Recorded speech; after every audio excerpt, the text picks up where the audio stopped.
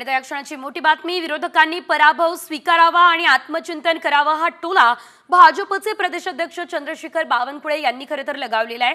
EVM वरून होत असलेल्या आरोपांवरून बावनकुळेंनी महाविकास आघाडीवर हा निशाणा साधलाय।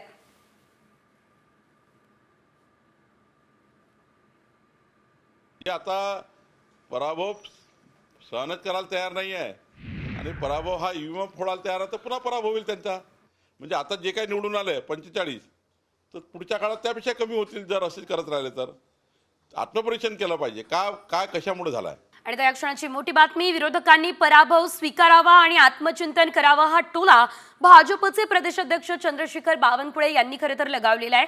ईव्हीएम वरून होत असलेल्या आरोपांवरून बावनकुळेंनी महाविकास आघाडीवर हा निशाणा साधलाय।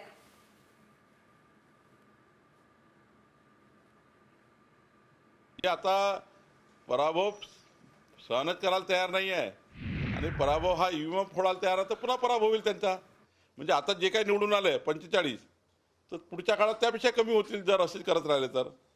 आत्मपरीक्षण केलं पाहिजे काय कशामुळे झालाय।